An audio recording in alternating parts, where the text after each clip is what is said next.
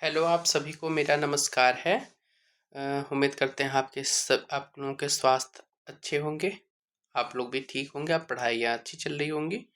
दोस्तों, मैं एनसीईआरटी की सीरीज और एससीईआरटी की सीरीज हम चला रहे थे, जिसमें आपको class 9th 10th class 12th इन सब की हिस्ट्री मिल गई थी। अब बचा है दो क्लास 6th और 7th। तो आज हम जो शुरू करेंगे वो क्लास 6 की एनसीईआरटी होगी, वो भी एक पूरी वीडियो में कंप्लीट हो जाएगी। ये मेरी पूरी उम्मीद है कि यदि आप इस पूरी वीडियो को आप देख लेते हैं तो आपको क्लास 6 की एनसीईआरटी पढ़ने की बिल्कुल ज़रूरत नहीं पड़ेगी। मैंने हर एक पॉइंट को इसमें कवर कर रखा है। तो आप लोगों को बस पेशेंसली पूरी पूरी वीडियो को अच्छे से देखना है। वीडियो के बाद आपको मेरे टेलीग्राम चैनल पे इसका लिंक प्रोवाइड कर दिया जाएगा, तो आकर जाकर के आप वहाँ से डाउनलोड करके रिवीजन के तौर पे बाद में देख सकते हैं। तो आज हम शुरू करेंगे चैप्टर नंबर 1 से। 18 पेज की पीडीएफ है ये। सो चाहेंगे जल्दी से कंप्लीट हो जाए। एक्स्ट्रा फैक्ट भी आपको इसके साथ मिलने वाले हैं। तो जो भी भाई बहन मेरे चैनल पे नए हैं, प्लीज़ चैनल को सब्सक्राइब जरूर कर लें और टेलीग्राम चैनल जरूर ज्वाइन कर लें, जहाँ से आपको पीडीएफ मिल जा रही है। चलिए स्टार्ट करते हैं चीज़ों को। यहाँ से पॉइंट देखते हैं हम। पहला पॉइंट है इसका कि सुलेमान तथा किरधर पहाड़ियाँ भारत के उत्तर पश्चिम में अफगानिस्तान तथा पाकिस्तान में स्थित है। ये जो सुलेमान पहाड़ियाँ हैं वो अफगानिस्तान में है और किरधर की पहाड़ियाँ आपके कहाँ पे हैं, तो पाकिस्तान में है। यहीं से 8000 वर्ष पूर्व सूती वस्त्रों ने सबसे पहले स्त्री पुरुषों ने सबसे पहले गेहूं तथा जौ जैसी फसलों को उपजाना प्रारंभ किया था। 8000 वर्ष पहले यहीं से का मतलब इन्हीं पहाड़ियों के आसपास के जो क्षेत्र के रहने वाले लोग थे, उन्होंने गेहूं और जौ की फसलों को प्रारंभ किया उगाना। आपको पता सबसे पहली फसल गेहूं थी। गेहूं और जौ को ही उपजाया गया था। अगला पॉइंट आपके सामने आ रहा है कि भारत के उत्तर पूर्व में गारो तथा मध्य भारत में विंध्य पहाड़ियां हैं। गारो कहाँ है? उत्तर पूर्व में, नॉर्थ ईस्ट में। और सेंट्रल इंडिया में आपका विंध्य की पहाड़ियां पड़ती हैं। विंध्य के उत्तर में स्थित स्थान से सबसे पहले चावल उपजाया गया था। कहाँ से? सेंट्रल इंडिया में। कोल्डिहवा का नाम आपने सुना होगा, जहां से आपको चावल के साक्ष्य भी मिले हुए हैं। गंगा के दक्षिण के आसपास का क्षेत्र प्राचीन काल में मगध के नाम से जाना जाता था और ये जो क्षेत्र था वो काफी उपजाऊ भूमि के अंतर्गत देखा जाता था और इसलिए यहाँ के आसपास के जो इलाके थे वो निवासी ज़्यादा थे यहाँ पर, क्योंकि यहाँ पे कृषि अच्छी होती थी। लोग अपने जीवन यापन के लिए उस क्षेत्र का चयन करते थे। तो मगध नाम से ये क्षेत्र जो था वो गंगा के दक्षिणी के आसपास का प्राचीन काल का हिस्सा था। अगला पॉइंट है कि इंडिया शब्द इंडस से है। किससे निकला है? इंडस से। और जिसका संस्कृत में नाम सिंधु कहा जाता है। संस्कृत में क्या कहा जाता है? सिंधु कहा जाता है। अगला पॉइंट है कि भारत नाम का प्रयोग उत्तर पश्चिम में रहने वाले लोगों के एक समूह के लिए किया जाता था। किसके लिए? उत्तर पश्चिम में। हर एक पॉइंट को आप लोगों को ध्यान से देना है। इस समूह का उल्लेख किस में है? तो इस समूह का उल्लेख आपको ऋग्वेद में मिलता है। क्लियर है? उम्मीद करते हैं पॉइंट आपको समझ में आ रहे होंगे। नोट्स भी पसंद आएंगे। राइटिंग में ज़्यादा दिक्कत नहीं होगी, क्योंकि बहुत ही सावधानी पूर्वक इस बार मैंने नोट्स को बनाया हुआ है। चलिए, और उम्मीद भी करते हैं आप लोगों को वीडियो पसंद आ रही होगी, तो अपने दोस्तों के बीच में वीडियो को ज़रूर शेयर करेंगे, जिससे आपके दोस्त जो भी पढ़ने वाले लोग हैं उनको भी इस चीज़ का लाभ मिल सके और मेरा भी सपोर्ट आप सब लोग कर सकते हैं। ठीक है। पांडुलिपियां प्रायः ताड़पत्रों अथवा हिमालय क्षेत्र में उगने वाले भुर्ज नामक, हाँ ध्यान रखिएगा, भुर्ज नामक पेड़ की छाल से विशेष तरीके से तैयार भोजपत्र पर मिलती है। जो आपका भोजपत्र है, एक भुर्ज नामक पेड़ की छाल से इसको प्राप्त किया जाता था। क्लियर है? ये आपके ताड़ के पत्ते आपको पता है बड़े बड़े होते हैं और काफी मजबूत होते हैं, तो पांडुलिपियां वहां पर भी लिखी जाती थी। और ये जो भुर्ज नामक पेड़ है वो हिमालय क्षेत्र में उगता है। कहाँ है? हिमालय क्षेत्र में उगने वाला पौधा है।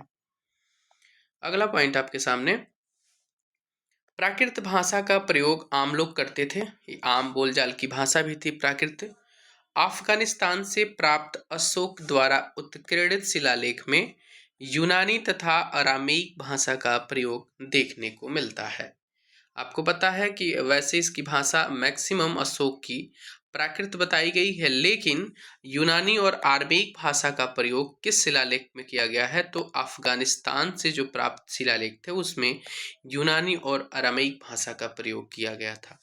अब आते हैं, हम सुमेलित करते हैं चैप्टर में। इससे ज़्यादा कोई इंपॉर्टेंट हमको नहीं मिले पॉइंट। अब इसमें सुमेल में है कि नर्मदा घाटी, तो नर्मदा घाटी से आप आखेट और संग्रहण मिलता है। मगध क्या था? तो मगध सबसे बड़ा आपका राज्य हुआ करता था उस समय का। गारो पहाड़ियां, वहीं से सबसे पहले आरंभ कृषि हुई थी। सिंधु घाटी और सहायक नदियां, ये आपके यहीं से प्रथम नगर मिले हुए हैं। और गंगा नदी की घाटी आज से लगभग 25 वर्ष पहले यह नगर था जो कृषि उपजाऊ भूमि क्षेत्र कहलाता था। यहाँ पर अच्छी खेती होती थी। इसी के साथ ही हम चैप्टर नंबर 1 कंप्लीट कर दिए हैं। अब आपके सामने आता है चैप्टर नंबर 2। क्लिम आगे देखते हैं। चैप्टर नंबर 2 आपके सामने, उसका नाम है आखेट, खाद्य संग्रह से भोजन उत्पादन तक। चलिए, हम हर एक पॉइंट को इसमें कवर करने की कोशिश किए हैं। देखिए, आखेटक खाद्य संग्राहक समुदाय के लोग एक जगह से दूसरी जगह पर घूमते रहते थे। मतलब ये शिकारी वर्ग से लोग थे जो कभी भी एक जगह टिक करके नहीं रहते थे। उनको जहाँ सुविधाएं शिकार करने की थी, खाने पीने की चीजें मिलती थी, वहां पे यह स्थानांतरित हो जाते थे। दूसरा पॉइंट हम देखते हैं, आखेटक खाद्य संग्राहकों के होने का प्रमाण आपके भीमबेटका और कर्नूल जो आंध्र प्रदेश में पड़ता है, हुंसगी उसको बोलते हैं, ये आपके कर्नाटक में मिला है। इन जगहों से आपके आखेटक संग्राहकों के होने का प्रमाण मिलता है। कहाँ कहाँ से बेटा? तो भीमबेटका, कर्नूल और हुसंगी जो कर्नाटक में मिला है। क्लियर है? जो कर्नूल गुफा है वहीं से एक और इम्पोर्टेंट यानी राख के अवशेष भी मिले हैं। इस बात को ध्यान रखिएगा, कर्नूल गुफा से आपको राख के अवशेष मिले हुए हैं। अगला पॉइंट की तरफ बढ़ते हैं। पूरा पाषाण काल 20 लाख साल पहले से 1200 साल पहले के दौरान माना जाता है। 20 लाख साल पहले से और 12 साल के दौरान माना जाता है। अगला पॉइंट आपके सामने, मेसोलिथ यानी मध्य पाषाण युग में पर्यावरणीय बदलाव देखने को मिलते हैं। कहाँ पे? मेसोलिथ में आपको मध्य पाषाण युग में पर्यावरणीय यानी पर्यावरण इन्वायरमेंट में जो भी चेंजिंग देखने को मिलती है वो मेसोलिथिक एज में मिलती है। माइक्रोलिथ, इसको हम लघु पाषाण का नाम देते हैं। इसमें आपको पाषाण औजार आमतौर पर बहुत छोटे छोटे होते थे। याद करने का ट्रिक, छोटे का मतलब माइक्रो होता है, तो माइक्रोलिथ यानी लघु पाषाण युग में जो भी हम पत्थरों के औजारों का प्रयोग किए थे वहाँ के लोग, वो काफी छोटे हुए करते थे। क्लियर है? चलिए, अगला पॉइंट है। अगला पॉइंट आपके सामने है कि सबसे पहले जिस जंगली जानवर को पालतू बनाया गया था वह कुत्ता था। यह कुत्ते का एक जंगली पूर्वज था, मतलब कुत्ता ही मान सकते हैं, नहीं जंगली पूर्वज आपका जंगली जानवर को पहले कुत्ते को बनाया गया था जो इसका पूर्वज था। कृषि के लिए अपनाई गई सबसे प्राचीन फसलों में आपको पता है गेहूं और जौ आते हैं, तथा जानवरों में कुत्ते के बाद भेड़ और बकरी आते हैं। यानी कुत्ते को तो पालतू बनाया भी गया था, उसके बाद भेड़ और बकरी को भी पालतू बनाया गया था, क्योंकि पता है भेड़ और बकरी बहुत ही प्यारे प्यारे होते हैं, इनसे कोई हानि नहीं होती है। बहुत लोगों के घरों में देखा गया है, ये लोग इनके साथ अपने पास में बिस्तरों पर भी सुला लेते हैं, घरों में रहते हैं, इनसे कोई नुकसान नहीं होता है, इसलिए इनको पालतू लोग बनाए थे। किसके बाद? तो कुत्ते के बाद से। बुर्जहोम, जो आपके कश्मीर में पड़ता है बुर्जहोम, वहाँ के लोग गड्ढे के नीचे घर बनाकर रहते थे जिन्हें हम गर्तवास का नाम देते हैं। गर्तवास क्या होता है कि आपके नीचे जमीन में खोद करके और अंदर रहने के लिए बनाया जाता है। आपको पता है कि काफ़ी ये सेंसिटिव जोन के अंतर्गत कश्मीर आता है, तो वहाँ के लोग आतंकवाद से मतलब काफ़ी भयभीत इलाका है, तो जब बम विस्फोट होते थे, गोलियां चलती हैं, इसके वजह से लोग भी अंडरग्राउंड की मकानों में रहना ज़्यादा पसंद करते हैं कि उन पे हमलाएं कम हो सके, और जाकर के छिप जाते हैं। एक बंकर का नाम देते हैं, बंकर बना करके वहाँ पे रहने का काम करते हैं। तो गर्तवास के साक्ष्य आपको बुर्जहोम से यानी कश्मीर से मिले हुए हैं। उम्मीद करते हैं मेरी बात समझ में आ रही होगी। थोड़ा सा लिंकअप करके पढ़ाने की कोशिश करेंगे, उम्मीद करेंगे, हम पूरी कोशिश करेंगे कि मैं आपको समझा सकूं। ठीक है ना? चलिए, अगला पॉइंट है नौपाषाण युग के पुरास्थलों से कई प्रकार के मिट्टी के बर्तन मिले हुए हैं। मेहरगढ़ ईरान जाने वाले सबसे महत्वपूर्ण रास्ते जो बोलन दर्रे के पास से एक हरा भरा स्थल का स्थान है, यानी जो ईरान जाने का सबसे महत्वपूर्ण रास्ता था बेलन दर्रा, वो मेहरगढ़ क्या है, मेहरगढ़ के पास है। वो बहुत ही हरा भरा स्थान है। ठीक है। कह रहा है कि मेहरगढ़ संभवतः वह स्थान है जहाँ के स्त्री और पुरुषों ने इस इलाके में सबसे पहले जौ और गेहूं उगाना और भेड़ बकरी पालना सीखा हुआ था। Very very important point, Mehrgarh से जौ और गेहूं के उगाने के साक्ष्य और भेड़ बकरी पालने के साक्ष्य भी मिले हुए हैं। यहाँ से हिरण, सुअर जैसे जंगली जानवरों तथा भेड़ और बकरियों की हड्डियां भी प्राप्त हुई हैं। अगला पॉइंट हम देखेंगे। अगला पॉइंट आपके सामने है कि मेहरगढ़ से प्राप्त एक कब्र के पास से मृतक के साथ एक बकरी को दफनाया गया था। क्लियर है। कहाँ? मेहरगढ़ से ही बकरी के साथ मृतक को दफनाने का साक्ष्य मेहरगढ़ से मिला हुआ है। नवपाषाण काल का आरंभ जो माना जाता है लगभग 10,000 साल पहले माना जाता है। इसके साथ ही चैप्टर नंबर 2 मैंने कंप्लीट किया। जो भी इम्पोर्टेंट पॉइंट थे मैंने अपने सबको सामने लाने की कोशिश किए हैं। उम्मीद करते हैं आप लोगों को वीडियो पसंद आ रही होगी, तो प्लीज़ वीडियो को लाइक ज़रूर कर दें।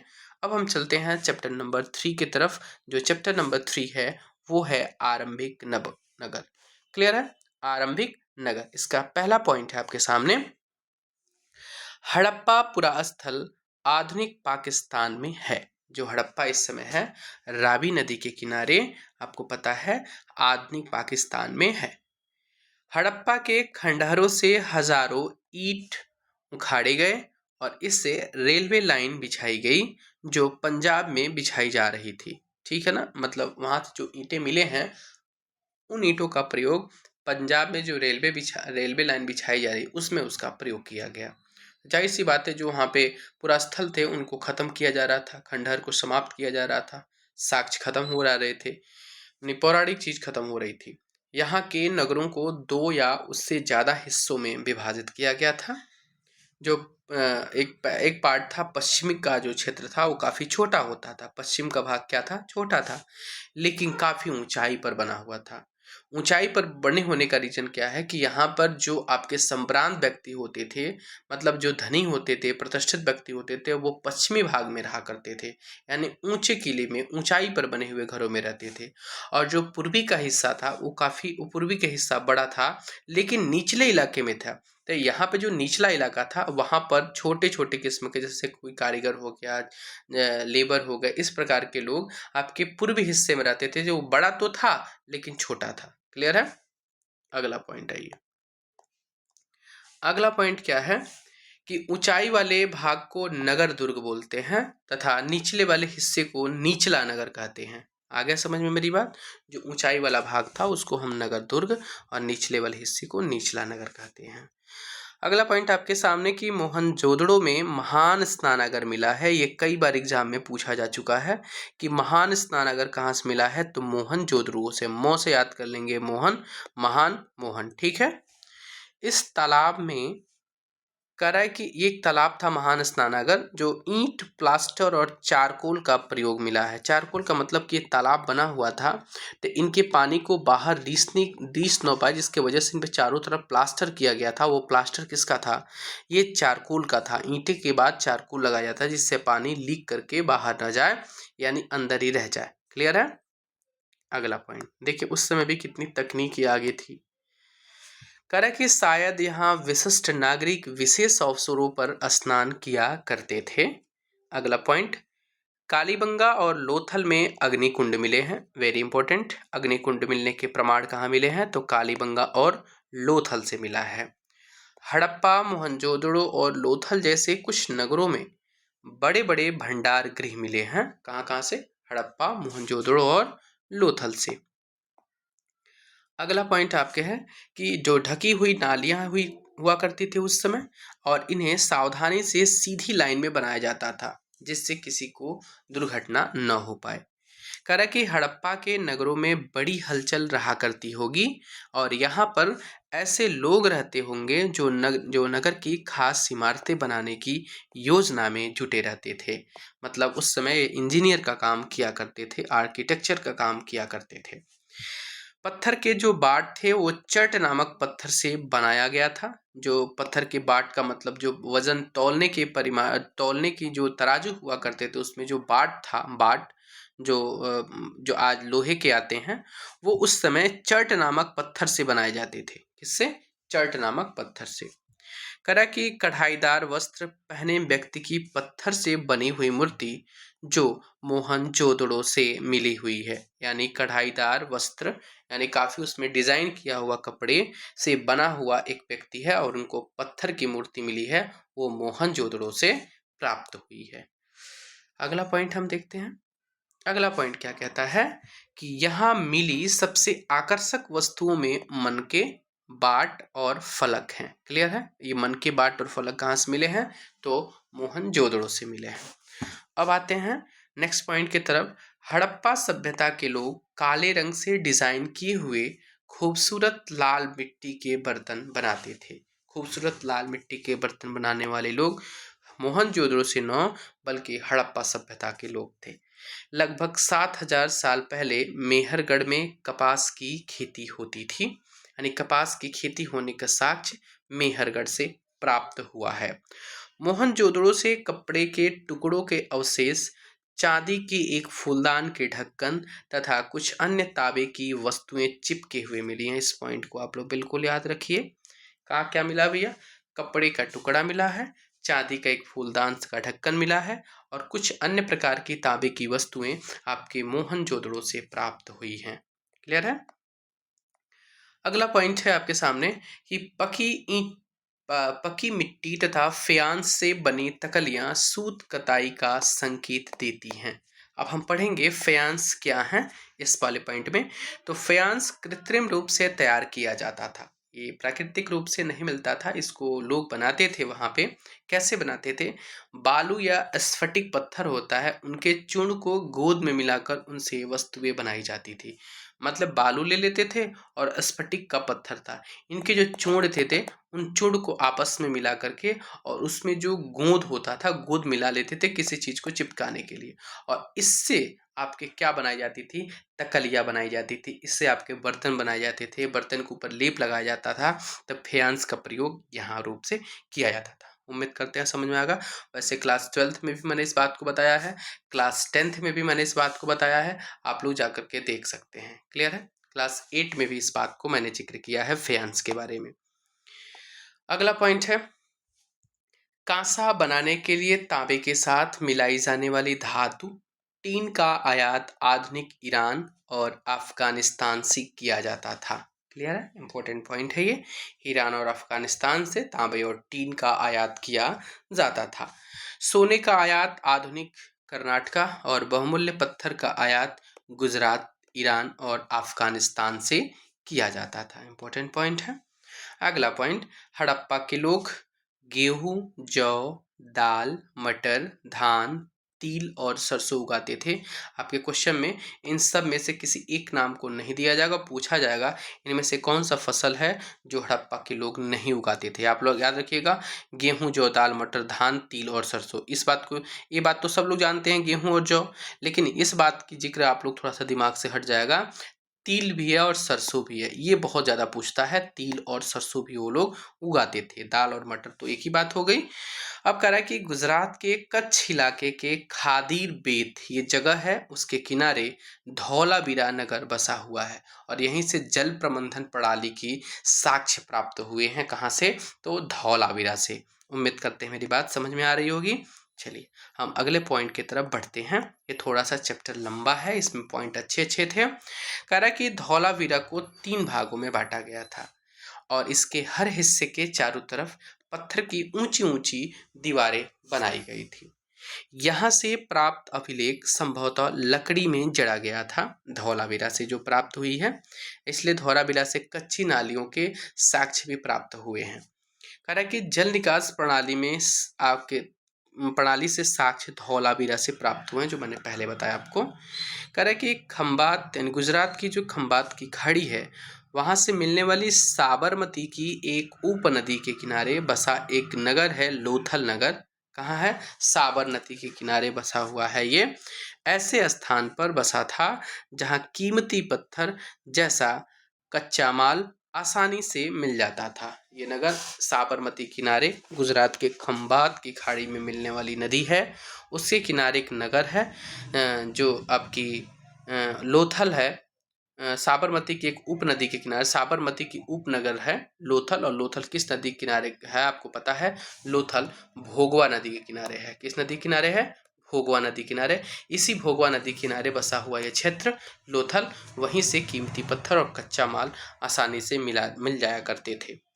लोथल से एक भंडार गृह भी मिली हुई है। क्लियर है? और इस भंडार गृह से कई मुहरें, मुद्रांकन या मुहरबंदी मिले हुए हैं। वेरी वेरी इंपॉर्टेंट पॉइंट है ये। भंडार गृह मिला हुआ है कहाँ से? तो लोथल से। क्लियर है? अगला पॉइंट की तरफ आते हैं हम। कह रहे कि लोथल से वेरी वेरी इंपॉर्टेंट पॉइंट, बंदरगाह के साक्ष्य मिले हैं। बंदरगाह के साक्ष्य कहाँ से मिले हैं? लोथल से। विभिन्न एग्जामों में गिनती नहीं है कितनी बार क्वेश्चन आपको मिले हुए हैं। मन के बनाने वाले उपकरण और मन के भी मिले हुए हैं। कहाँ से? तो लोथल से मिले हैं। अब देखा जाता है कि सिंधु घाटी सभ्यता का अंत का रहस्य बहुत सारी चीजें बताई गई हैं, लेकिन मैं आपको बता दूं कि सभ्यता के अंत का सबसे बड़ा जो कारण था वो बाढ़ और सूखा माना जाता है। इस पे कई विशेषज्ञों का राय है कि इस सभ्यता के अंत के कारण बाढ़ ही माना गया है। क्लियर है? इसके साथ ही चैप्टर नंबर 3 मेरा कंप्लीट हो गया है। अब हम चलेंगे चैप्टर नंबर 4 की तरफ, जो है क्या बताती है हमें किताबें और कब्रें। ये आपके चैप्टर नंबर 4 है। देखिए, पहला पॉइंट है इसका कि वेद 4 है, ऋग्वेद, सामवेद, यजुर्वेद और अथर्ववेद। उसके बाद है पहला पॉइंट, दूसरा पॉइंट इसमें कि ऋग्वेद सबसे पुराना वेद है जिसकी रचना 3500 साल पहले हुई थी। ऋग्वेद में 1000 से ज्यादा प्रार्थनाएं हैं जिन्हें सूक्त कहा गया है। सूक्त का मतलब क्या होता है? कि अच्छी तरह से बोला गया। क्लियर है? 3 मुख्य उस समय के देवता थे। एक थे अग्नि, दूसरे इंद्र और तीसरे सोम। यानी अग्नि, इंद्र और सोम की बात ऋग्वेद में किया गया है। क्लियर है? चलिए अगले पॉइंट की तरफ चलते हैं। अगला पॉइंट है मेरा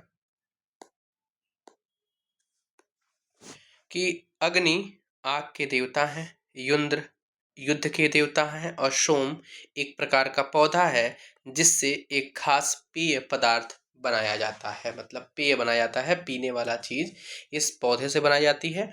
और अग्नि के देवता, आग के देवता अग्नि हैं और युद्ध के देवता आपके इंद्र माने जाते हैं। ये इंपॉर्टेंट, ये ज्यादा पूछता है कि युद्ध के देवता इंद्र को माना जाता है।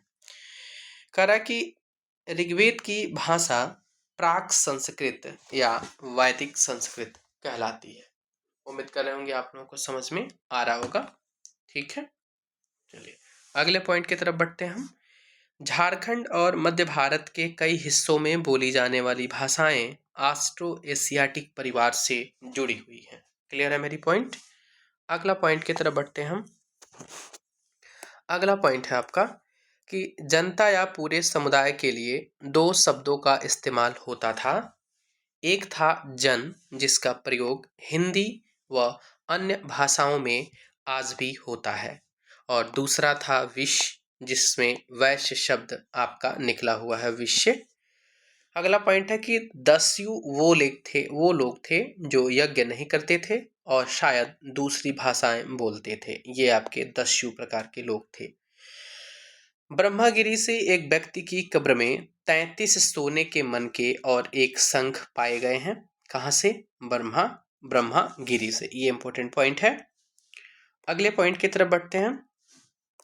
अगला पॉइंट क्या कहता है कि कभी कभी महापषाढ़ों में एक से अधिक कंकाल मिले हुए हैं।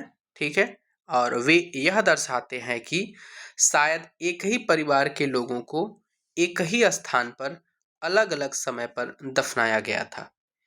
बाद में मरने वाले लोगों को पोर्ट होल के रास्ते कब्रों में लाकर दफनाया जाता था। ये एक रास्ता था पोर्ट होल, ठीक है, जिसको अंदर ले आकर के अलग अलग कब्रों में उनको दफनाया जाता था। क्लियर है?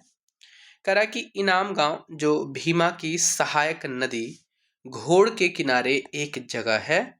यहाँ वयस्क लोगों को प्रायः गड्ढे में सीधा लिटाकर दफनाया जाता था।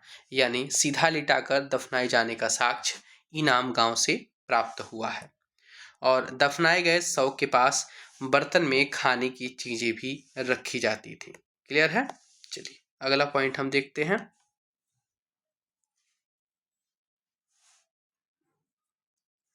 अगला पॉइंट देखिए। अगला पॉइंट कह रहा है कि यहीं पर एक आदमी को 5 कमरों वाले मकान के आंगन में 4 पैरों वाले मिट्टी के एक बड़े से संदूक में दफनाया गया था। कहाँ से? ये आपका इनाम गांव जो है, ये इनाम गांव की जगह है। यहीं से 5 कमरों वाले मकान के आंगन में 4 पैरों वाले मिट्टी के एक बड़े से संदूक में दफनाया गया था। अगला पॉइंट आपको इसमें मिलेगा कि चरक ने अपने चरक संहिता में मनुष्य के शरीर में 360 हड्डियों की बात की है। मतलब उनके अनुसार एक मनुष्य के शरीर में 206 नहीं बल्कि 360 हड्डियां होती हैं। कह रहा है कि इनाम गांव में पुरातत्वविदों की गेहूं और जौ, चावल, दाल, बाजरा, मटर और तिल के बीज भी मिले हुए हैं इनाम गांव से। अन्य जानवरों के साथ कछुआ, केकड़ा, मछली की हड्डियां भी प्राप्त हुई हैं। ठीक है ना? यानी आदमी और जानवरों और भी जानवर तो थे ही, जैसे आपके क्या नाम है, कौन कौन से जानवर थे इसमें? कछुआ, केकड़ा, मछली की हड्डियां मिली हैं और जानवरों के साथ। तो पहले जानवर कौन से? पालतू जानवर आपका कौन सा था इसका? सबसे पहले कुत्ता था, भेड़ थी, बकरी थी। इस प्रकार के बाद से कछुआ, केकड़ा और मछली की भी हड्डियां यहाँ से प्राप्त हुई हैं। इसके साथ ही चैप्टर नंबर 4 हमारा कंप्लीट होता है। अब हम आते हैं चैप्टर नंबर 5 की तरफ। हमारा चैप्टर नंबर 5 है राजा और प्राचीन गणराज्य। क्लियर है? चलिए अगला पॉइंट देखते हैं। इसमें पहला पॉइंट क्या है? अश्वमेध यज्ञ एक ऐसा ही आयोजन था, इसमें एक घोड़े को राजा लोगों की देखरेख में स्वतंत्र विचरण के लिए छोड़ दिया जाता था। इस घोड़े को किसी दूसरे राजा ने रोका तो उसे वहां अश्वमेध यज्ञ करने वाले राजा से लड़ाइयाँ करनी पड़ती थी। इसमें यह था कि आपका घोड़ा जितना दूर तक चलता जाएगा और यदि कोई नहीं पकड़ता है तो वहां तक आपका साम्राज्य होता जाएगा। यदि कोई रोकने की कोशिश करता है तो उसको उसको जो अश्वमेध यज्ञ कराने वाले राजा थे उनसे युद्ध भी करना पड़ता था। क्लियर है? अश्वमेध यज्ञ कराने वाला राजा बहुत ही शक्तिशाली माना जाता था। ये तो बात बिल्कुल सही है कि भाई यदि ये शक्तिशाली नहीं होगा तो घोड़ा क्यों छोड़ेगा? क्योंकि वो तो चैलेंज कर रहा है ना सबको कि किसी को यदि हमसे ज़्यादा ताकतवर है तो हमसे लड़ाई करके दिखाए और साम्राज्य ले जाए। महायज्ञों को करने वाला राजा अब जन के राजा न होकर जनपदों के राजा माना जाने लगा। ठीक है? अगला पॉइंट करा कि धूसर और कुछ लाल रंग के मिट्टी के बर्तन को चित्रित धूसर पात्र के रूप में जाना जाता है। गंगा तथा सोन जैसी नदियां मगध से होकर बहती थीं। उसके बाद का पॉइंट है मगध दो बहुत अधिक शक्तिशाली बिंबिसार तथा अजातशत्रु हुए। मगध में दो बहुत शक्तिशाली शासक होते हैं जिनका नाम बिंबिसार और अजातशत्रु हुआ। बिहार में राजगृह, जो इसको आज हम आधुनिक में राजगीर के नाम से जानते हैं, कई सालों तक मगध की राजधानी रही। फिर बाद में जाकर के पाटलिपुत्र यानी पटना को राजधानी बनाया गया था। किसके समय में? उदयन के समय में पाटलिपुत्र पटना को राजधानी बनाया गया था। इसके पहले राजगीर हुआ करती थी राजधानी। अगला पॉइंट है कि जो मेसिडोनिया का राजा सिकंदर था, सिकंदर कहाँ का राजा है? मेसिडोनिया का। वो विश्व विजय करना चाहता था, पूरे विश्व पर राज करना चाहता था, लेकिन ऐसा होता नहीं है। सिकंदर ब्यास नदी तक आकर वापस हो जाता है। ठीक है ना? सिकंदर आता है और यहाँ पर वो पोरस के द्वारा हार जाता है या उनके साथ कोई संधि होती है, जो भी होता है, और वहीं से वो ब्यास नदी से वापस हो जाता है क्योंकि उसकी सेना वहाँ से आगे बढ़ने के लिए बिल्कुल बिल्कुल नहीं चाहती थी कि आगे बढ़े, क्योंकि उनको आगे आगे खतरा महसूस हुआ था। अगला पॉइंट है मगध के नजदीक ही वज्जी राज्य था। कौन सा राज्य था? वज्जी, जिसकी राजधानी वैशाली हुआ करती थी। वैशाली बिहार में है और यहाँ एक अलग किस्म की शासन व्यवस्था थी जिसे गढ़ या संघ कहते थे। गढ़ या संघ कहाँ? वज्जी में एक शासन व्यवस्था थी, जो राजधानी किसकी थी? वैशाली की थी, वज्जी। कह रहा कि गढ़ या संघ में कई शासक होते थे और इसमें से प्रत्येक व्यक्ति राजा कहलाता था। क्लियर है? अजातशत्रु वज्जी संघ पर आक्रमण करना चाहते थे। उन्होंने अपनी मंत्री वस्कर, उनका मंत्री कौन था? वस्कर। वस्कार किसका मंत्री था? अजातशत्रु का। को बुद्ध के पास सलाह लेने के लिए भेजा था। ठीक है, अंत में हुआ भी, आक्रमण किए भी ये अजातशत्रु। और ये किसके पास भेजे थे? अपने मंत्री वस्सुकार को बुद्ध जी के पास भेजे थे कि क्या हमको सलाह दीजिए, हमें क्या करना चाहिए। इसके साथ ही चैप्टर नंबर 5 हम कंप्लीट करते हैं। अब हम आते हैं चैप्टर नंबर 6 के तरफ, जो है नए प्रश्न और नए विचार। पहला पॉइंट है इसका, बुद्ध क्षत्रिय थे। अब इसमें आपको बुद्धिज्म और जैनिज्म से आपको क्वेश्चन मिलेंगे। तो बुद्ध क्षत्रिय थे तथा शाक्य नामक छोटे से गढ़ से संबंधित थे। किस गढ़ से? छोटे से गढ़ से, यानी इसका नाम शाक्य था, वहां से संबंधित थे और जाति से ये क्षत्रिय थे। बिहार के बोध गया में उन्हें ज्ञान की प्राप्ति हुई है और इसी के बाद जब उनको ज्ञान की प्राप्ति हो जाती है तो वहीं से ये बुद्ध कहलाते हैं। अगला पॉइंट, बुद्ध ने शिक्षा दी थी कि यह जीवन कष्टों और दुखों से भरा हुआ है और ऐसा हमारी इच्छा और लालसाओं के कारण होता है। कभी कभी हम जो चाहते हैं वह प्राप्त कर लेने के बाद भी संतुष्ट नहीं होते हैं और अधिक वस्तुओं को पाने की इच्छा करने लगते हैं। क्लियर है? करा कि बुद्ध ने इसे लिप्सा को तृष्णा कहा है। बुद्ध ने जो लिप्सा है ना, जो पाने की लालसा, चाहत है, इनको लिप्सा कहा है, यानी तृष्णा कहा है। करा कि बुद्ध ने शिक्षा दी कि आत्मसंयम अपनाकर हम ऐसी लालसा से मुक्ति पा सकते हैं। आत्मसंयम बनाइए, अपने आप पे कंट्रोल करिए, तो आपको मुक्ति मिल सकती है। अगला पॉइंट हम देखते हैं। अगला पॉइंट क्या कहता है? हालांकि बुद्ध ने अपनी शिक्षा सामान्य लोगों को प्राकृत भाषा में दी। किस भाषा में दी? प्राकृत। अभी मैंने उसके पहले पढ़ा था, प्राकृत आम बोलचाल की भाषा हुआ करती थी उस समय। भारतीय दर्शन के 6 पद्धतियां थी। भारतीय दर्शन की कितनी पद्धतियां थी? 6। वैशेषिक, न्याय, सांख्य, योग, पूर्व मीमांसा और वेदांत या उत्तर मीमांसा। इसके अलग अलग कभी अलग अलग विशेषज्ञ हुए हैं जो जो किससे संबंधित थे। न्याय से कौन संबंधित थे? आपको पता, पतंजलि। वैशेषिक कौन थे? जैमिनी। सांख्य से कौन थे? योग से पतंजलि थे। न्याय से गौतम थे। पूर्व मीमांसा और वेदांता या उत्तर मीमांसा, आप लोग कमेंट करके बताएं कि इसमें कौन कौन से लोग थे, जुड़े हुए थे। कह रहा है कि उपनिषद का शाब्दिक अर्थ है गुरु के समीप बैठना। एग्जाम में कई बार पूछा जा चुका है आपका कि उपनिषद का शाब्दिक अर्थ क्या होता है? समीप बैठना होता है। अगला पॉइंट हम देखेंगे। अगला पॉइंट है, कुछ स्त्री विचारक महिलाएं भी हुआ करती थीं जो महान विद्वता के लिए जानी जाती हैं, जैसे गार्गी, अपाला, घोषा और मैत्री। ये सब के सब आपकी स्त्री विचारक महिलाएं थी, उस समय महान विद्वता हासिल की थी ये। कौन? गार्गी, अपाला, घोषा, मैत्रेयी। एक नाम आता है सत्यकाम जवाला का, और इसका नाम उसकी जो दासी हुआ करती थी उसी दासी माँ के नाम पर सत्यकामा जवाला पड़ा। ये भी बहुत ही होनहार और विद्वता महिला थी।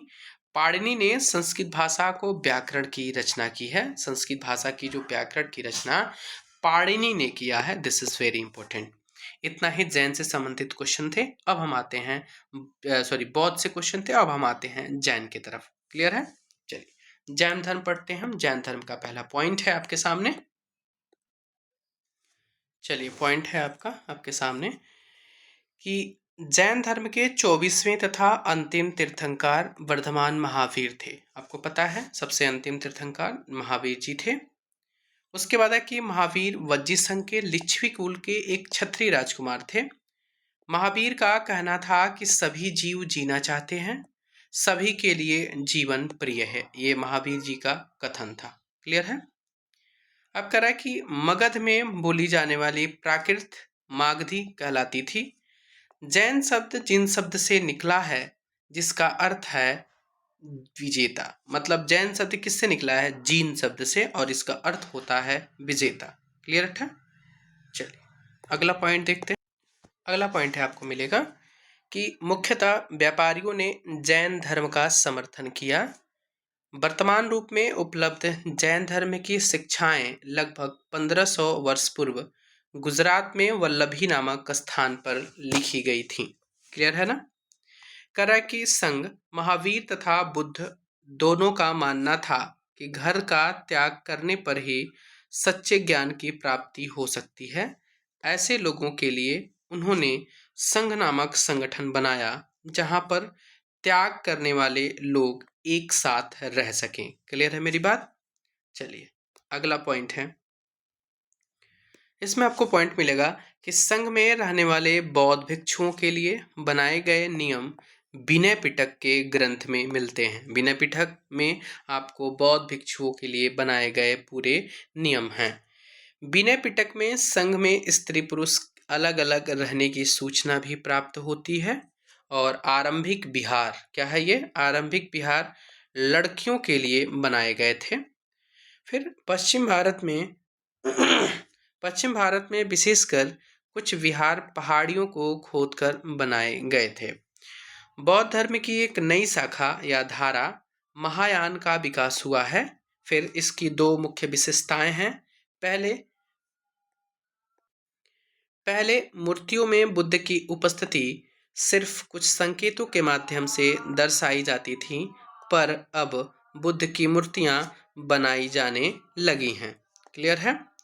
अगला पॉइंट है इसमें, इनमें से अधिकांश मथुरा में तो कुछ तक्षशिला में बनाई जाने लगी थी।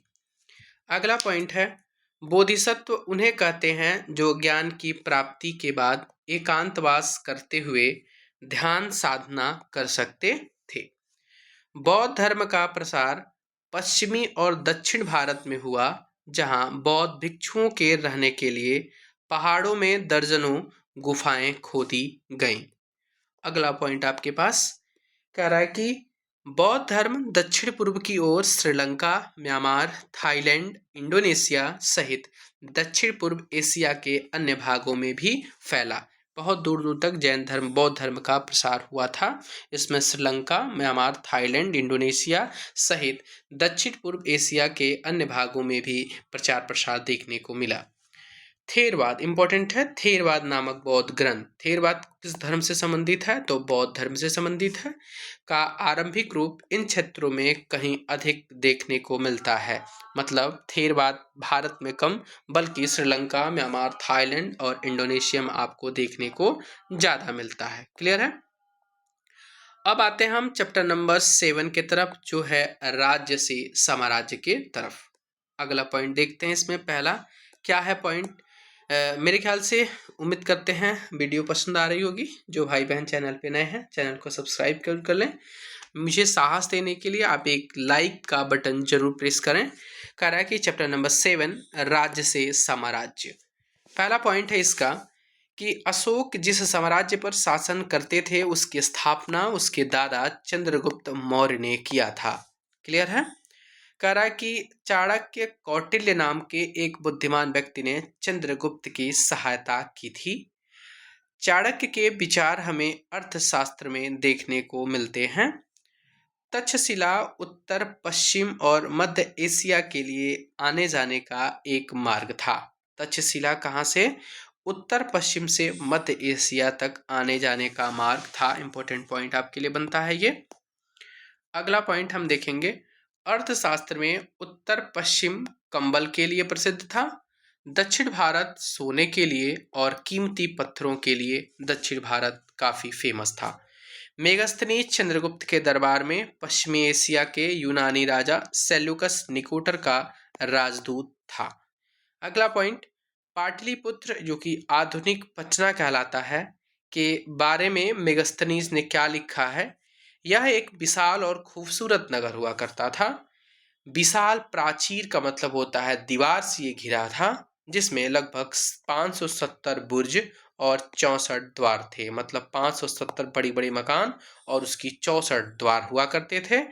राजा का महल काष्ठ का बना हुआ था, मतलब लकड़ी का बना हुआ था, जिसे पत्थर की नक्काशी से अलंकृत किया गया है। यह चारों तरफ से उद्यानों और चिड़ियों के लिए बने बसेरों से घिरा है। कितना खूबसूरत है, सोचिए, इस प्रकार का घर हो, कितना खूबसूरत देखने को मिलता है। ये पाटलिपुत्रा यानी पटना के बारे में मेगास्थनीज ने लिखा है। पॉइंट देखते हैं अगला।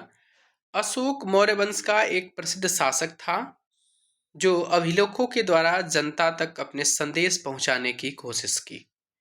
इनके ज्यादातर अभिलेख प्राकृत भाषा और ब्राह्मी भाषा में देखने को मिलते हैं। उसके बाद जो कलिंग है वो तटवर्ती उड़ीसा का एक प्राचीन नाम है। किसका नाम है? कलिंग तटवर्ती उड़ीसा का प्राचीन नाम है। कह रहा है कि अशोक राजा बनने के 8 साल बाद, ये पूछा हुआ क्वेश्चन है, कितने साल बाद? 8 साल के बाद से वो कलिंग पर आक्रमण करता है और विजय प्राप्त करता है। और मैं आपको बता दूं कि कलिंग विजय के बाद से अशोक का हृदय द्रवित होता है, परिवर्तन करके वो सत्य मार्ग और काफी हिंसात्मक जो मार्ग पहले अपनाया था उसको अब एक अहिंसा के मार्ग पर लोगों को सुरक्षा, लोगों की सेवा, अपने राज्य के लोगों के प्रति दया भावना की प्रवृत्ति अपनाने और अपने आप को एक अच्छे राजा के रूप में वो स्वीकार किया। और उस समय से उन्होंने प्रण किया कि किसी का प्राण नहीं लेगा, किसी की क्षति नहीं होने देगा। उसके बाद से वे पशु पक्षियां, जो भी उस राज्य के रहने वाले लोग थे, उन सब के प्रति दयावान का भावना भी वो दिखाने लगा। ये कब हुआ? ये कलिंग विजय के बाद से हुआ था। पोषम पूछता है कि किस युद्ध के बाद से अशोक का हृदय द्रवित रूप से प्रवर्तित हुआ था? तो वो कलिंग विजय के बाद से हुआ था। अशोक ने अपने पुत्र महेंद्र तथा पुत्री संघमित्रा, इसकी बेटे और बेटी थी, जो कि धर्म के प्रसार के लिए श्रीलंका गए थे, उसको उन्होंने भेजा था। किसको? महेंद्र और पुत्री संघमित्रा को। चलिए, हम इसी के साथ चैप्टर 7 कंप्लीट कर दिए हैं। अब आते हैं हम चैप्टर नंबर 13 की तरफ, 8 की तरफ, जो है आपका गांव, शहर और व्यापार। ये आपका चैप्टर है। चलिए स्टार्ट करते हैं। इसका पहला पॉइंट है आपके सामने कि महापाषाण कब्रों में लोहे के औजार और हथियार बड़ी संख्या में मिले हैं। तमिल क्षेत्र में बड़े भूस्वामियों को वेल्लला, साधारण हलवाहों को उड़वार और भूमिहीन मजदूर दासों को कैडसियार और अधिमई कहलाते हैं। ये इंपॉर्टेंट पॉइंट है। दासों को क्या बोलते हैं? कैडेसियार और अधिमई। एग्जाम में बहुत बार पूछा गया है कि बड़े स्वामियों को वेल्लला कहा जाता, कई जगह वेल्लाल भी नाम आते हैं। अगला पॉइंट है, करा के चांदी या तांबे के सिक्कों पर विभिन्न आकृतियों को आहत कर बनाए जाने के कारण इन्हें आहत सिक्का भी कहा जाता था। क्लियर है? अगला पॉइंट, मथुरा बेहतरीन मूर्तियां बनाने का केंद्र था। मथुरा कुषाणों की राजधानी रही। करा कि मथुरा में बौद्ध और जैन मंदिर हुआ करते थे और आज भी हैं। मथुरा के अभिलेख में सुनारों, लोहारों, बुनकरों, टोकरी बुनने वालों, माला बनाने वालों के इत्र बनाने वालों का उल्लेख भी यहाँ से प्राप्त हुआ है। क्लियर है? अगला पॉइंट हम देखते हैं।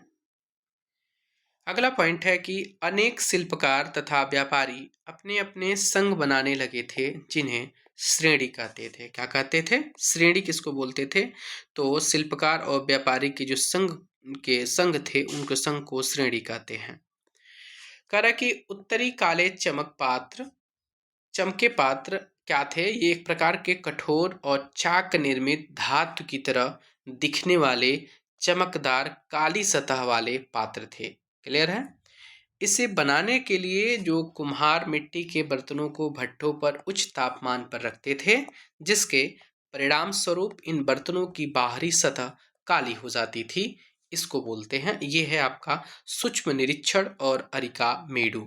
अरिका मेडु के बारे में पढ़ेंगे, जो सूक्ष्म निरीक्षण का एक जगह है। देखिए, अरिका मेडु पुदुचेरी में एक प्राचीन बंदरगाह था। अरिका मेडु क्या था? कि पुदुचेरी में एक प्राचीन बंदरगाह था जो भारत एवं रोम के बीच व्यापार के लिए एक महत्वपूर्ण केंद्र था। क्लियर है? पुडुचेरी क्या है? तो भारत और रोम के बीच व्यापार का एक महत्वपूर्ण केंद्र था, जो एक क्या था, पुद्दुचेरी का बंदरगाह हुआ करता था। वेरी वेरी इंपॉर्टेंट पॉइंट है ये। यहाँ भूमध्य सागरीय क्षेत्र के एम्फोरा जैसे पात्र मिले हुए हैं। इनमें शराब या तेल जैसे तरल पदार्थ रखे जा सकते थे। क्लियर है मेरी बात? चलिए अगला पॉइंट अब आपके सामने। साथ ही यहाँ अरेटाइन जैसे मुहर लगे लाल चमकदार बर्तन भी मिले हैं। इन्हें इटली के एक शहर के नाम पर अरेटाइन पात्र के नाम से भी जाना जाता है। ठीक है ना? करा के बेरी गाजा, ये इंपॉर्टेंट पॉइंट है। बेरी गाजा भरूच का यूनानी नाम था। भरूच का यूनानी नाम क्या है? बेरी गाजा है। दक्षिण भारत सोना, मसाले, खासतौर पर काली मिर्च और कीमती पत्थरों के लिए प्रसिद्ध था। दूसरा पॉइंट इसमें है कि काली मिर्च को काले सोने के नाम से भी हम जानते हैं। उस समय काली मिर्च को काले सोने के नाम से जाना जाता था। रीज़न क्या है? कि यहाँ से इन सभी मसालों का सौदा ज़्यादा होता था, और ये जब आपके यूरोप कंट्री में जाते थे तो यूरोप की जो दशाएं हैं, मौसमी परिवर्तन, मौसम दशाएं, वो काफ़ी ठंडी हुआ करती थी, तो वहाँ के लोग गर्म भोजन का सेवन ज़्यादा करते हैं। तो इन मसालों का प्रयोग वो अपने खानों में करते थे, जिससे उनको काफ़ी अच्छे स्वाद मिलते थे। जिसमें सबसे गर्म चीज़ आपको पता है कि जो काली मिर्च होती है काफ़ी तीखी होती है, तो उन लोग इसको काले सोने के नाम से भी बुलाते थे। काला सोना एक व्यापारिक दृष्टिकोण से नाम दिया जाता था कि ये बहुत ज़्यादा वहाँ पर रेट से बेचा जाता था, इस पे लाभ ज़्यादा कमाते थे, तो उस समय इसको काले सोने के नाम से भी हम जानते हैं। क्लियर है मेरी बात? संगम कविताओं में मूवेंदार की चर्चा मिलती है। संगम कविताओं में किसकी? मूवेंदार। यह एक तमिल शब्द है जिसका अर्थ है तीन मुखिया। मूवेंदार का मतलब तीन मुखिया। इसमें कौन कौन से थे? चोल, चेर और पांड्य। तीन मुखिया कौन से थे उस समय संगम काल में? चोल, चेर और पांड्य काफी समृद्ध और शक्तिशाली हुआ करते थे। क्लियर है? और इनको मूवेंदार कहा गया है। चलिए, चोलों का जो पत्तन हुआ करता था वो पुहार या कावेरी पट्टनम, दूसरे पांड्यों की राजधानी मदुरै हुआ करती थी। कह रहा है उसके बाद सातवाहनों का सबसे प्रमुख राजा गौतमी पुत्र सतकर्णी था। सातवाहन का सबसे प्रमुख राजा था ये। और ये चोलों का पत्तन था कावेरी पत्तनम, जिसको पुहार के नाम से जानते हैं। दूसरा, पांड्यों की राजधानी आपकी मदुरै हुआ करती थी। इसके बाद से सिल्क रूट पर नियंत्रण रखने वाले शासकों में सबसे प्रसिद्ध आपके कौन थे? तो कुषाण, इनका बोलबाला ज़्यादा रहता था और यही फेमस थे सिल्क रूट पर अपना नियंत्रण रखने में। यहाँ से कर वसूली करते थे, जोर जबरदस्ती भी करते थे, ये अपना दबदबा कायम रखते थे सिल्क रूट पर। सिल्क रूट वो रूट था जहाँ से यूरोप कंट्री से सामान ले आना भारत से हुआ करता था, और वो एक रास्ता था, वो एक रूट था जिसके जरिए लोग अपने व्यापारिक वहाँ से यूरोप से भारत में आपका व्यापार का आना जाना लगा रहता था। क्लियर है? चलिए अब हम आते हैं चैप्टर नंबर 9 की तरफ। जो हमारा चैप्टर नंबर 9 है वो है आपका नए साम्राज्य एवं राज्य। चलिए स्टार्ट करते हैं। पहला पॉइंट इसका क्या है? आप लोगों को पॉइंट सारा समझ में आ रहा ना? यदि कोई भी डाउट आप लोगों को है तो प्लीज़ आप लोग कमेंट बॉक्स में अपनी चीज़ों को ज़रूर शेयर कर सकते हैं, ज़रूर बता सकते हैं। पॉजिटिव है तो पॉजिटिव चीज़ों को लिखिए। आपको क्या दिक्कत है तो एक बार टेलीग्राम पे ज़रूर बताएं कि सर इसमें ये प्रॉब्लम हुई है, आप इसको इसमें सुधार करें, चाहे हम लोग को दोबारा बताएं। और किसी भी चीज़ की रिक्वायरमेंट है तो आपको लिंक में डिस्क्रिप्शन में लिंक मिल जाएगा टेलीग्राम चैनल का, वहाँ पर आप जाकर के ज्वाइन करिए। वहाँ पर जाकर ज्वाइन करने के बाद से आप हमको जो भी अपने डाउट्स रिक्वायरमेंट होंगे वो पूछ सकते हैं। ये चैनल बिल्कुल फ्री ऑफ कॉस्ट है, कोई भी किसी भी प्रकार का कंटेंट का पैसा आपको नहीं मांगा जाता है। यदि कोई मांगता है तो इसकी जिम्मेदार आप खुद हैं। ठीक है ना? आप एक बार चैनल पे आकर के अपनी रिक्वायरमेंट जरूर पूछ सकते हैं। तो चलिए हम स्टार्ट करते हैं नेक्स्ट चैप्टर की तरफ। कह रहा है कि समुद्रगुप्त के बारे में हमें इलाहाबाद में अशोक स्तंभ पर खुदे एक लंबे अभिलेख से पता चलता है। इसकी रचना समुद्रगुप्त ने किया था, और जो इसके दरबार में कविवर मंत्री हरिशेठ थे उनके द्वारा एक काव्य के रूप में की गई थी। यानी जो समुद्रगुप्त के एक दरबारी कवि थे उनका नाम था हरिशेण, इनके द्वारा एक लेख मिलता है, इलाहाबाद का स्तंभ लेख, उसमें अशोक के द्वारा खोदे गए थे।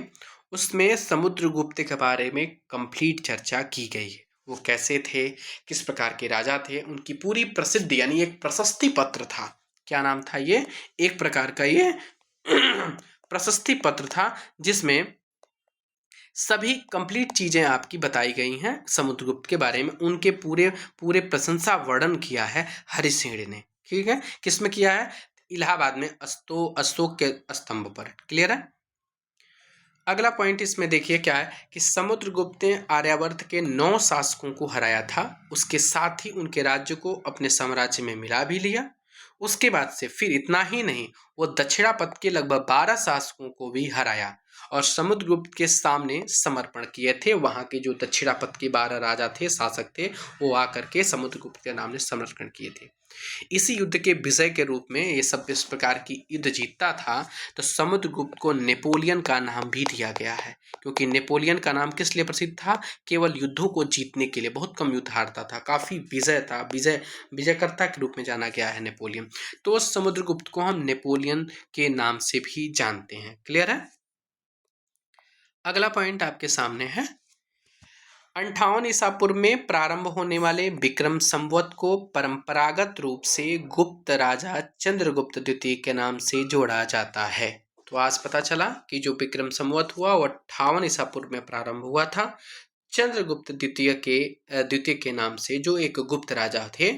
और ऐसा कहा जाता है कि उन्होंने शकों पर विजय के प्रतीक के रूप में इस संवत यानी विक्रम संवत की स्थापना की तथा विक्रमादित्य के उपाधि धारण की थी। ये मैं आपको बता दूं, इतना इंपॉर्टेंट पॉइंट है। मैं दोबारा बताना चाहता हूं कि विक्रम संवत 5800 ईस्वी में शुरू होता है। उसके बाद ये चंद्रगुप्त द्वितीय के नाम से जोड़ा जाता है, जो एक गुप्त राजा थे। और कहा जाता है कि इस संवत को प्रारंभ करने का मतलब इस क्या था कि उन्होंने शकों पर अपनी विजय प्राप्त की थी, उनको हराया था, और हराने के बाद से इसको प्रतीक के रूप में इस संवत को उन्होंने प्रारंभ किया। और उसके बाद से ही वो जो चंद्रगुप्त द्वितीय थे, उन्होंने विक्रमादित्य की उपाधि भी धारण की थी। मेरी बात समझ में आई? क्लियर हुआ विक्रम संवत क्या है? चलिए अगले पॉइंट की तरफ बढ़ते हैं। समुद्रगुप्त के पिता चंद्रगुप्त गुप्त वंश के पहले शासक थे, जिन्होंने महाराज धीराज जैसी बड़ी उपाधि धारण की थी। समुद्रगुप्त ने भी महाराज धीराज की उपाधि धारण की। इनकी माता लिच्छवीगढ़ की थी। कहाँ की थी? समुद्रगुप्त की माता भी लिच्छवीगढ़ की थी। बुद्ध की माता और जैन की माता आप लोग बताएं ये भी किस गढ़ की थी? लिच्छवीगढ़ राज्य की थी ना बुद्ध की माता। कह रहा है कि राजा हर्षवर्धन के दरबारी कवि बाणभट्ट, देखिएगा, हरिशेर किसके दरबारी कवि थे? तो समुद्रगुप्त के। और हर्षवर्धन के दरबारी कवि कौन है? तो बाणभट्ट ने संस्कृत में उनकी एक जीवनी लिखी थी, वो जो हर्षचरित लिखी है। यानी हर्षचरित की रचना किसने किया है? तो बाणभट्ट ने किया है। किसमें किया है? तो भाषा संस्कृत थी। हर्षवर्धन ने नहीं किया। हर्षवर्धन मात्र 3 ही रचित किए हैं। कौन कौन से? रत्नावली और नाग प्रदर्शिका, और क्या है? 3 चीज है। आप 3 चीज यदि आप जानते हैं कमेंट करें कि कौन कौन से उन्होंने लिखा है। रत्नावली तो बहुत फेमस है। उसके बाद क्या है? 3 चीज बताएं आप लोग। चलिए अगले पॉइंट की तरफ बढ़ते हैं हम। अगला पॉइंट है आपका, हर्षवर्धन की वंशावली देखने को देते हुए राजा बनने तक का वर्णन है। ठीक है, हर्षचरित में क्या दिया गया है कि हर्षवर्धन की वंशावली देते हुए राजा बनने का भी वर्णन है। मैं आपको बता दूं, जो हर्षवर्धन की 3 प्रकार की जो नाटक थे या उनके द्वारा रचित जो रचनाएं थीं, वो 3 मैंने आपको बताया है। मैंने आपको एक रत्नावली तो बताया है, रत्नावली तो बहुत इंपॉर्टेंट है। दूसरा प्रियदर्शिका भी मैंने आपको बताया है। और तीसरा आप लोगों से बोले हैं बताने के लिए, तो तीसरा कौन सा है? आप लोग बताएं तीसरा कौन सा है? तीसरा है नागानंद। ठीक है ना, ये भी आपका इनके ही द्वारा लिखी गई रचना है। चलिए अगला पॉइंट हम अब कह रहा है कि हर्षवर्धन अपने पिता और बड़े भाई की मृत्यु हो जाने पर थानेसर के राजा बने। कहाँ से राजा बनते हैं ये? थानेसर के राजा बनते हैं। कह रहा कि हर्ष को मगध तथा संभवतः बंगाल को भी जीतकर उन्हें पूर्व में जितनी सफलता मिली थी उतनी सफलता अन्य जगहों पर नहीं मिली। यानी हर्ष को जितनी सफलता मगध और बंगाल को जीत करके मिली उतनी सफलता उनको अन्य साम्राज्य में देखने को नहीं मिली है।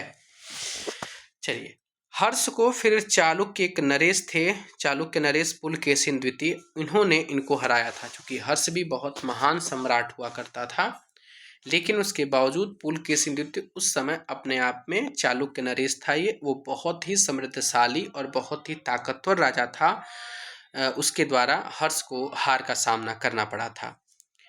पल्लवों का राज्य उनकी राजधानी कांचीपुरम के आसपास के क्षेत्रों से लेकर के कावेरी नदी के डेल्टा तक फैला था।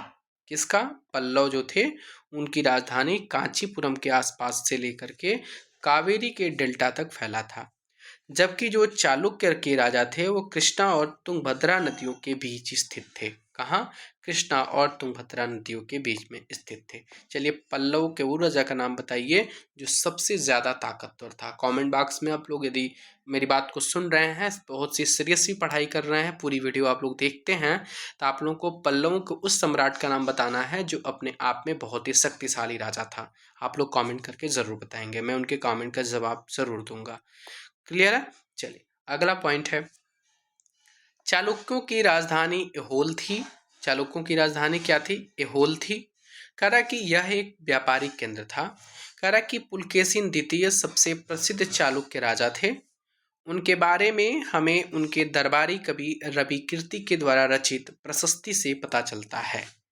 यानी पुलकेशिन द्वितीय के जो दरबारी कवि थे वो रविकीर्ति थे, और ये उसमें बताते हैं अपनी कृति में कि उनके प्रशस्ति पत्र में पुलकेशिन द्वितीय काफी प्रसिद्ध और शक्तिशाली राजा था। करा कि पुलकेशिन द्वितीय ने पल्लव राजा के ऊपर भी आक्रमण किया, जिसे कांचीपुरम की दीवार के पीछे जाकर के शरण लेनी पड़ी थी। मैंने बोला था आपको कि पुलकेशिन द्वितीय बहुत ही समृद्धशाली और ताकतवर राजा था।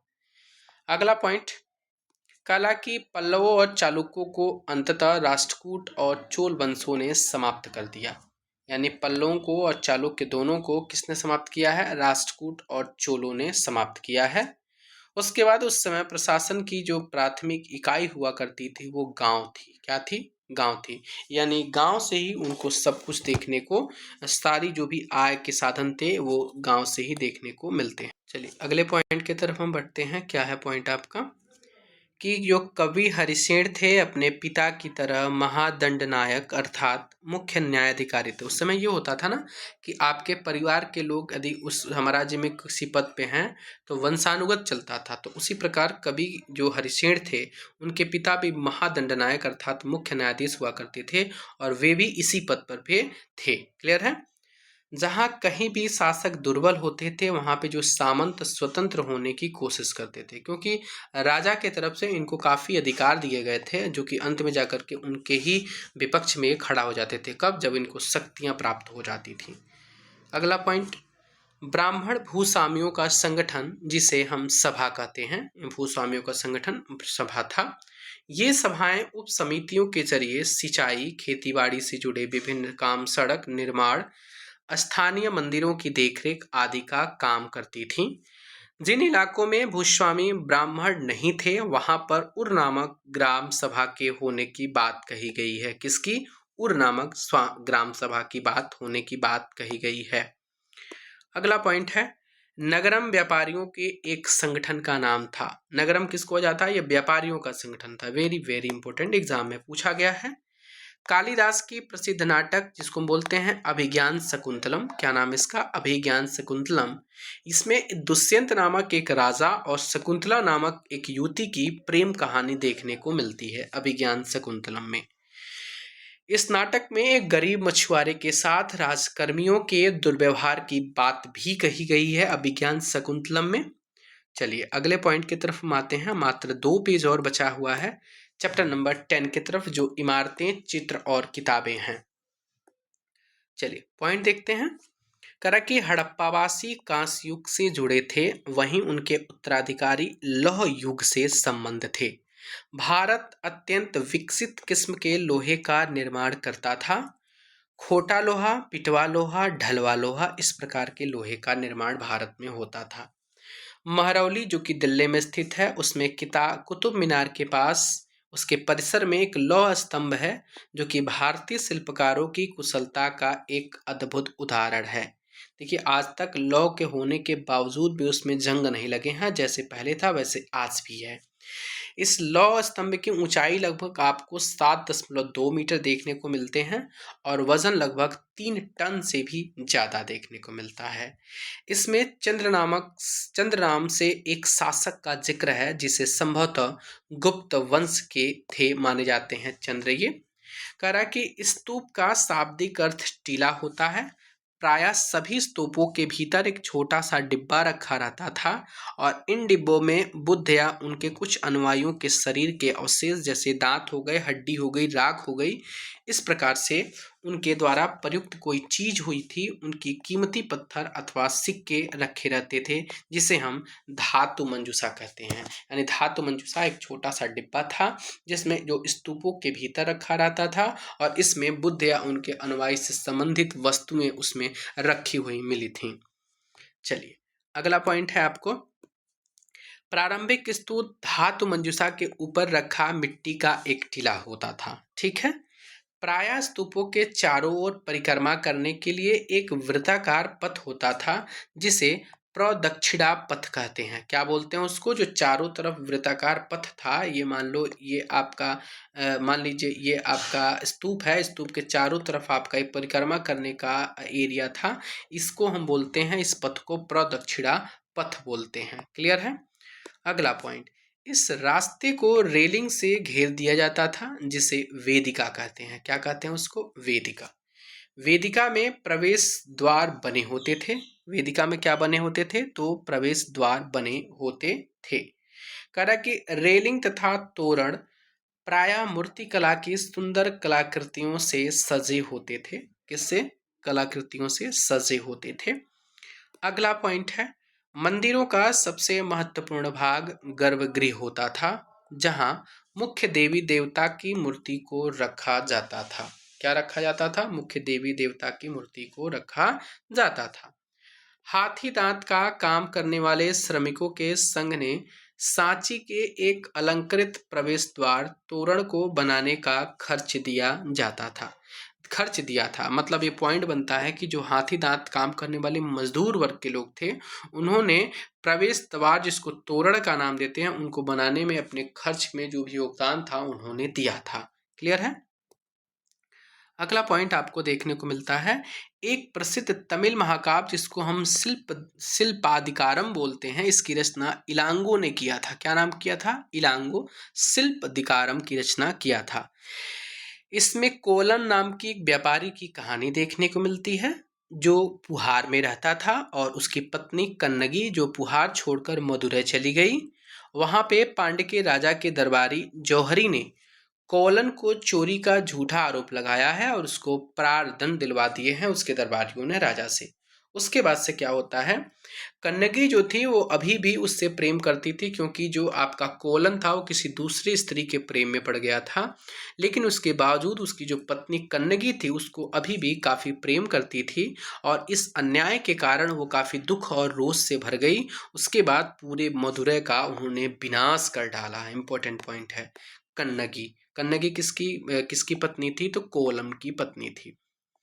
अगला पॉइंट है, एक और तमिल महाकाव्य मणिमेखलई जिसको सतनार के द्वारा लिखा गया। मणिमेखलई किसके द्वारा लिखा गया? सतनार के द्वारा।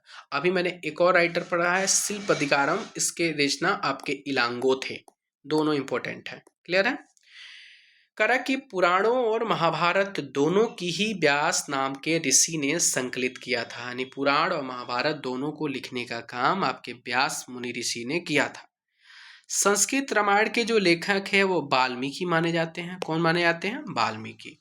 गणितज्ञ तथा खगोल शास्त्री आर्यभट्ट ने संस्कृत में आर्यभट्टियम की नाम की पुस्तक लिखी है। ये क्या थे? गणितज्ञ और खगोल शास्त्री थे। कौन? आर्यभट्ट।